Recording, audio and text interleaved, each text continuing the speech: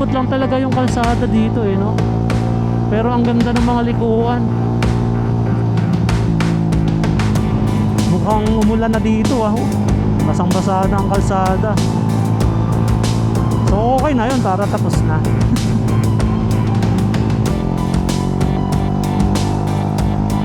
Aho na tayo.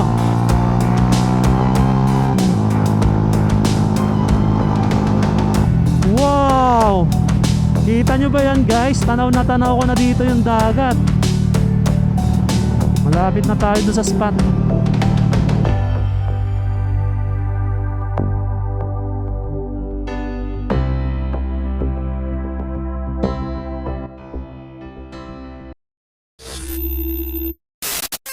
What's up guys? Another day, another vlog. And of course, another motorcycle adventure na naman yung gagawin natin. So for today's video guys, pupunta tayo ngayon sa may Ternate, Cavite. Doon sa may coastal area nila. Kung napapadpad kayo guys doon sa may Kaibiyang Tunnel, di ba pagpapasok tayo doon sa Kaibiyang Tunnel, kumakaliwa tayo. Yung pupuntahan naman natin ngayon is dire-diretso tayo pa kanan hanggang sa mapuntahan natin yung coastal area ng Ternate. So check natin kung ano makikita natin ngayon doon. Opya, wait lang, kaliwa tayo dito.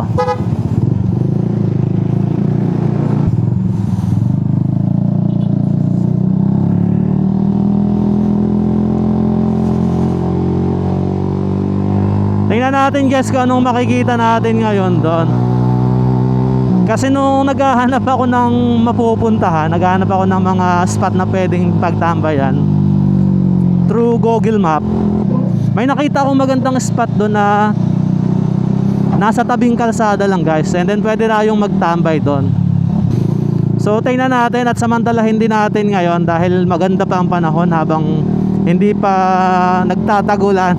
Time check natin ngayon guys, 1:24 ng hapon. And nandito tayo ngayon sa kahabaan ng C5 extension. Lipat tayo sa kabilang linya. Opya.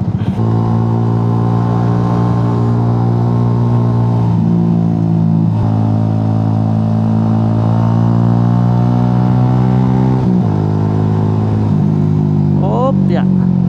Maraming butas. Etong nasa kabila natin, itong nasa right side natin, kung di ako nagkakamali, part na yan ng ano eh, part na yan ng NAIA. Ang dami palang ginagawa ngayon dito. Oo, eto nga yun guys, oh, di ba? Ayan na yung mga eroplano nila. So ayun guys, simula dito nasa 60 kilometers pa siya. Tapos yung travel time naman natin nasa 1 oras lang, 1 hour and 14 minutes simula dito. So mabilis lang ito magiging biyahe natin. Lalo pa ngayon, ang oras natin is 1:00 ng hapon. So kumbaga patay na oras ngayon, hindi rush hour. So sana lang magdire-diretso itong magandang panahon para hindi tayo ma-hassle mamaya. Kasi ngayon napansin ko nitong mga nakaraang araw, usually nagkakaroon ng thunderstorm kapag mga bandang hapon na. Yung gas natin okay pa naman, may 2 bars pa tayo. Kaya na lang ako magpagas bago tayo pumasok doon sa may bandang Maragondon. Ang ganda ng mga kalsada rin dito no? Ang luluwag oh. 4 na lanes dito oh.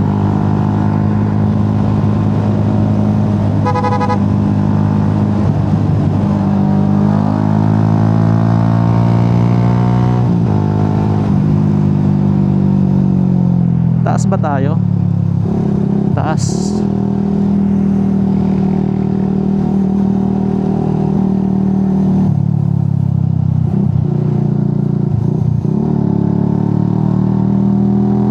Ayun, nandito na tayo guys sa SM City Sukat.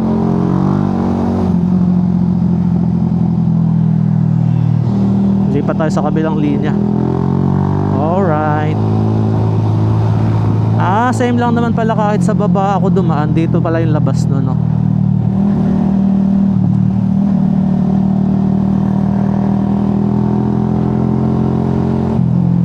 May banderita sila dito ah. Mukhang piyesta dito. Anong barangay ba to? Ayun, Pulang Lupa na pala tayo. Pulang Lupa 1. Ayun guys, Bacoor na tayo. Sa Bote 4. Bango ah.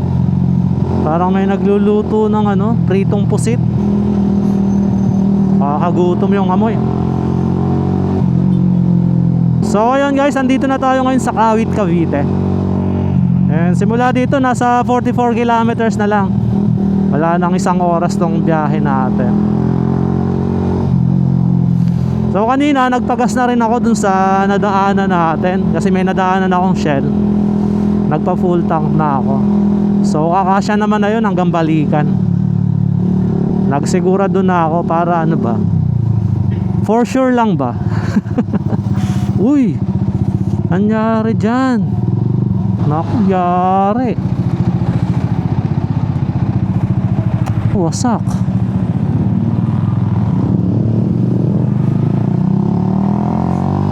Grabing aksidente yun guys. Buti hindi ganun kalakas yung impact ng truck. So ayun guys, ingat talaga tayo kapag nagmamaneho tayo. Ayun, kaya pala mabagal.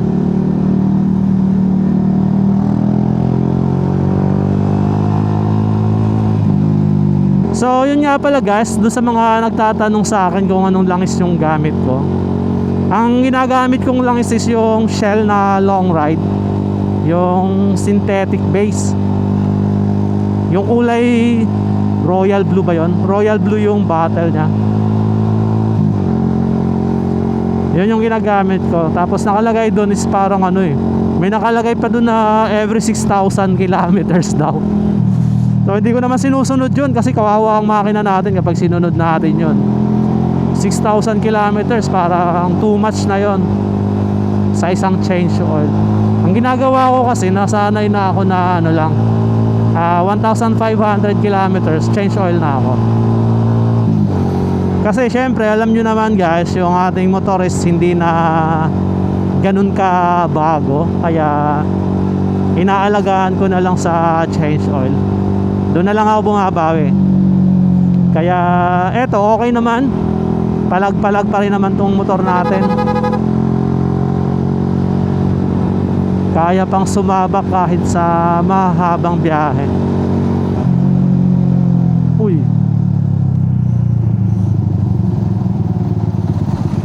Yung mga intersection ngayon, pansin ko walang ano eh, walang mga enforcer, walang mga nagbabantay. Kanya-kanya lang talaga. Tapos yung mga stoplight oh, puro nakapatay o kaya yung kagaya ng ano natin kanina, nagbi-blink lang.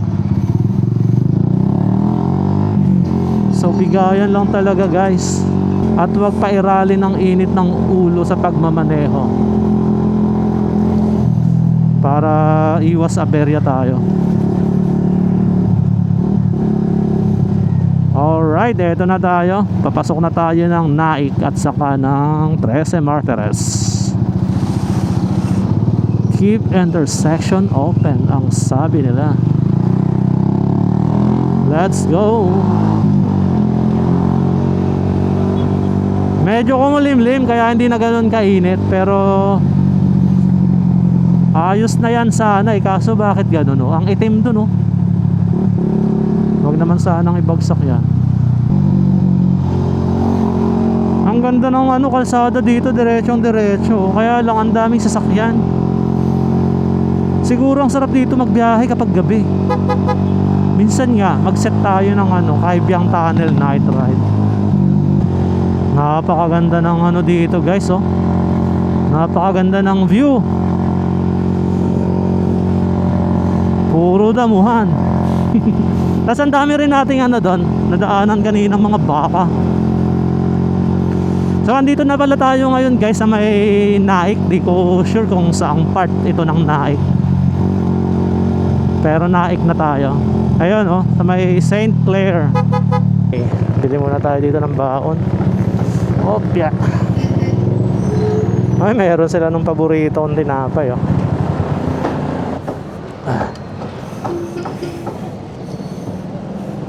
Ate, pabili nga na ito. Dalawa. Saka isang Mountain Dew, ate. Thank you.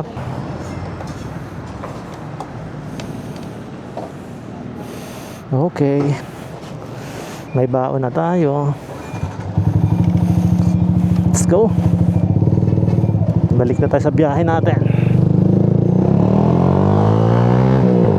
32 minutes, 24 kilometers. Alright, let's go, let's go.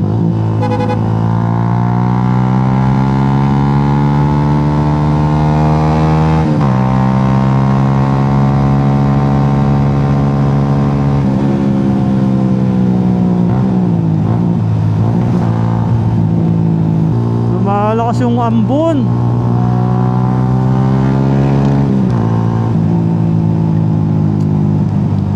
Sana dito lang banda.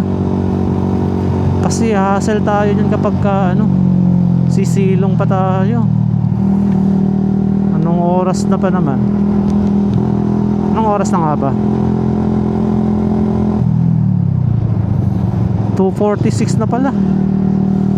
Mag-alas 3 na. Yay.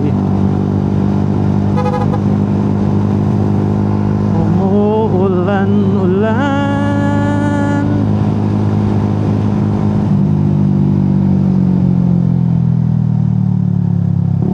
Mukhang umulan na dito basang-basa na ang kalsada. So okay na yun, para tapos na. Pero umaambon pa rin eh. Pagka ganyan na ambon-ambon lang, palag-palag na yan, laban na yan. Huwag lang talaga yung buhos. Tapos may ginagawa sila dito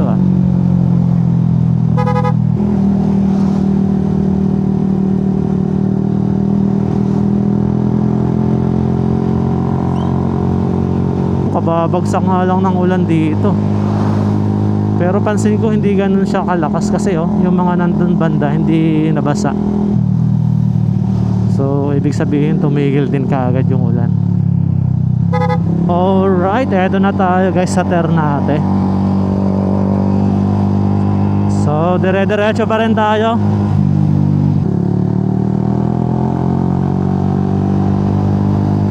Gumanda ulit yung panahon dito. Nice. Magandang senyales yan. Ganda ng mga bundok dito Kitang kita na mula dito sa kinalalagyan natin. Ahon na tayo.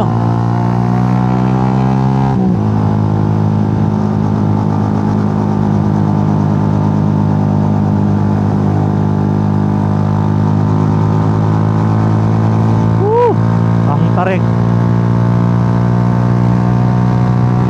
Wow. Tanaw dito yung dagat guys Ngayon lang kasi ako napadpad dito ng ganito yung panahon. Kita pala dito yung dagat. Amazing. Walang view deck Mag-stop sana tayo kung may view deck. Di bali, dagat din naman yung pupuntahan natin doon. Grabe ang ganda talaga Tapos lusong tayong konti, ahon na naman. Ang ganda ng kalsada talaga dito. Para sa akin sobrang relaxing yung mga ganitong klase ng biyahe.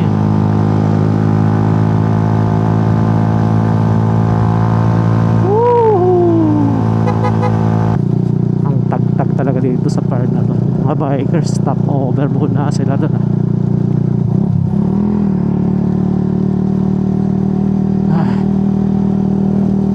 Ang sarap ng Ang sarap lang hapin yung amoy. Yung hangin parang ano siya, parang amoy ng sari-saring mga dahon.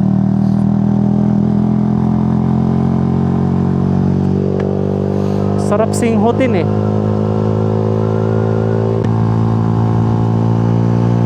Napakaganda talaga.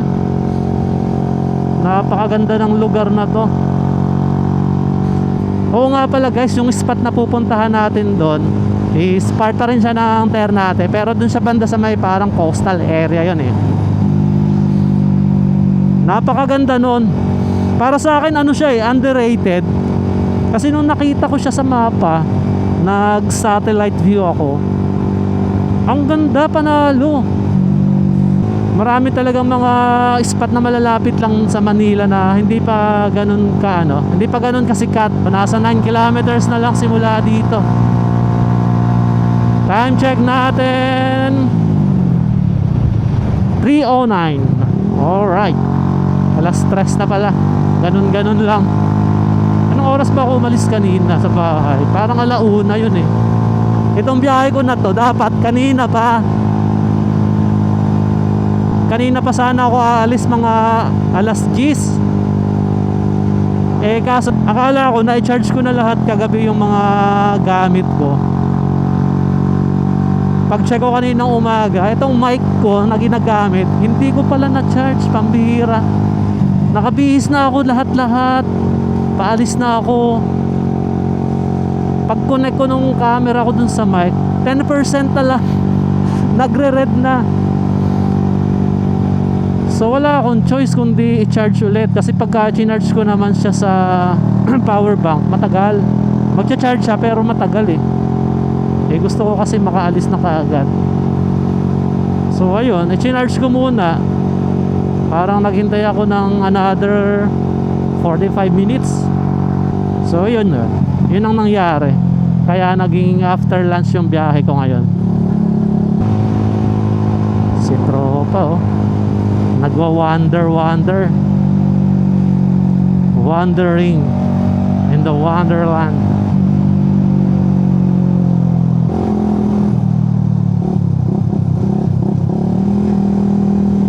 Naman namumulot ng plastic.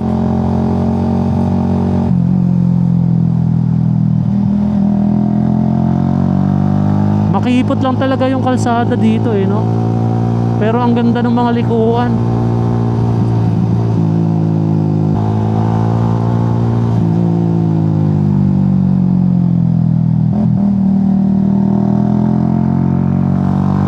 Okay, 8 kilometers. Uy, ano to? Bago to ah. Ay, ba't may ganyan?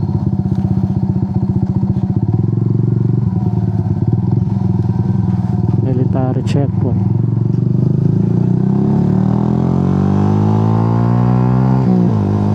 Ayun guys, nalagpasan na natin yung papuntang Kabyang. Pag papunta kayo ng Kabyang, dun yun, kakaliwa na kayo dun.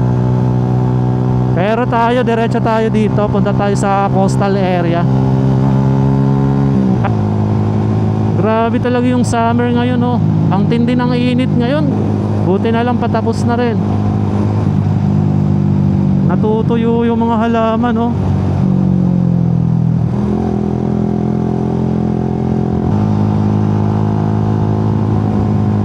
Sarap talaga sa ganito. Tahimik na tahimik ah. Kanina pa ako walang nakakasalubong. Parang mag-isa ko lang na nagbibiyahe dito. Wow! Kita nyo ba yan guys? Tanaw na tanaw ko na dito yung dagat. Malapit na tayo doon sa spot. Ang ganda. Eto na yon. Hanap na lang tayo ng ano, mapupwestuhan natin. Ito, hanap tayo ng pwestuhan dito. Tigkabilaan pala to.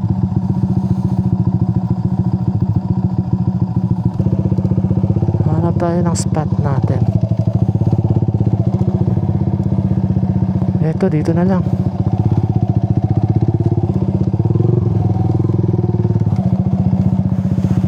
Gagi, ang ganda. Dapat pala nagdala akong upuan. Hindi ako nakapagdala.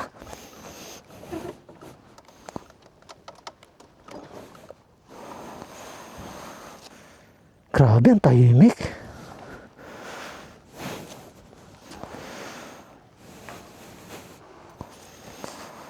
Daming kalat nila, oh. Dapat pag pupunta sila dito, di sila nag-iiwan ng kalat. Grabe, napakatahimik. Ang ganda, oh.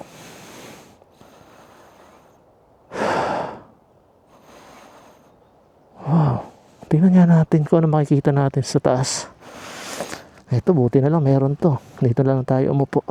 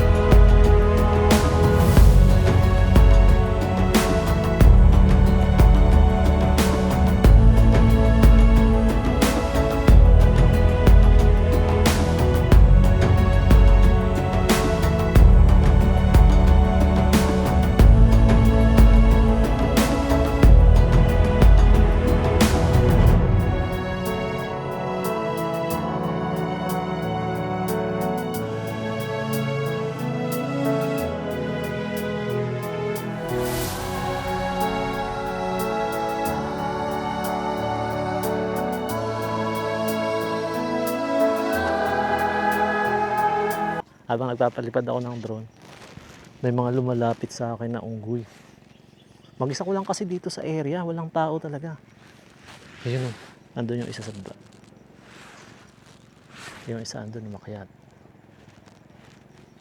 Isa na yan. Ayun. Yung isa, ayun, tumawid na dun sa kabilang kalsada. Ito, nakapwesto siya dito. Uy, may maliit. Ayun pa isa.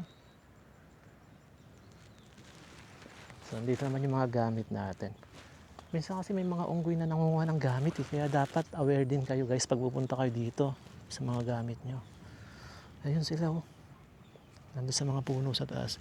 Ito to, pasilip-silip ka dyan. Silip-silip ka pa.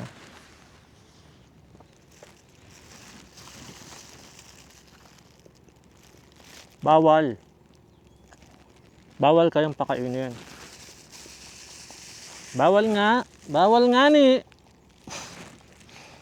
Ang kulit mo ah.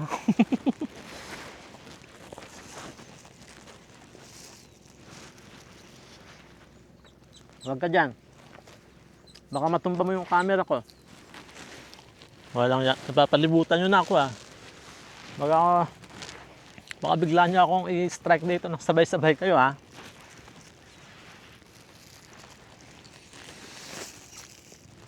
Gusto ko lang namang mag-relax dito eh.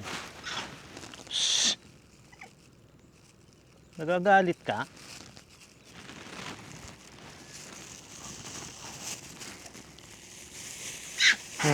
Wala na, wala na.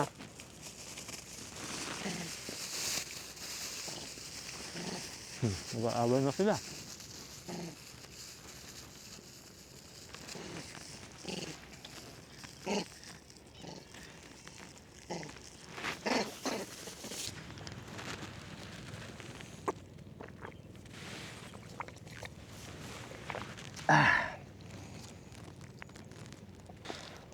May baon nga pala ako dito guys na kape.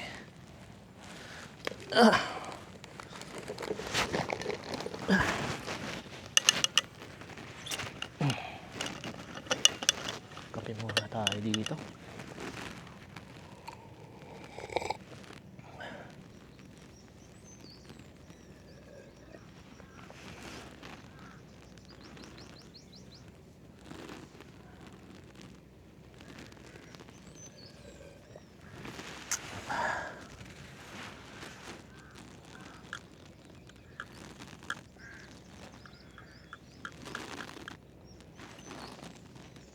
So ayan yun guys, yung spot natin. Eto, masarap siguro dito magtambay hanggang sunset. O tingnan nyo, lumalapit na naman siya doon. Akala niya may makukuha siya. Wala na yan, sinarado ko na. Shh! Wala na. Kukuha na naman to. Kung may nakabukas yun, nakuha na naman niya yung tinapay doon. Sarap dito magtambay lalo na kapag sunset, oh. Ayun yung araw, mataas pa. So doon siya lulubog. Tapos dito lang yan, guys. Tabing kalsada lang yan. Ito. Dito tayo galing kanina. Ayan, dyan ako nagpark. Mismong tabi niya lang. Tapos ito, diretso. Hindi ko alam kung ano yan eh. Merong malaking ano, parang cell site. Private property na daw. Oh, ayun, magtropa oh. Oy, naka-video kayo ah. Naka-video kayo.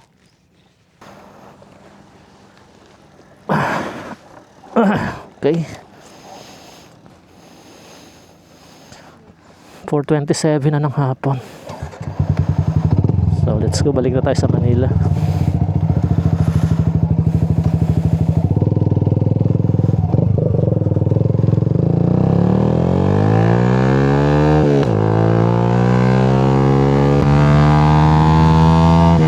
Grabe, ang ganda dun sa lugar na yon. Ang ganda ng spot, napakatahimik. Talagang kapag meron kang mabigat na pinagdadaanan, gusto mong mapag-isa, gusto mong mag-isip-isip, pwede kang pumunta doon. Basta wag kang tatalon doon sa cliff. Napakataas. Ang ganda ng view, ang ganda ng dagat. Best time na pumunta dyan kapag sunset. Kitang kita dyan yung sunset. For sure, napakaganda pagmasdan nun. Kaya lang, pag uwi, yun, napakadilim na dito nang babaybayin nyo. Pero mukhang safe naman kasi may barracks ng Marines dyan sa unahan eh.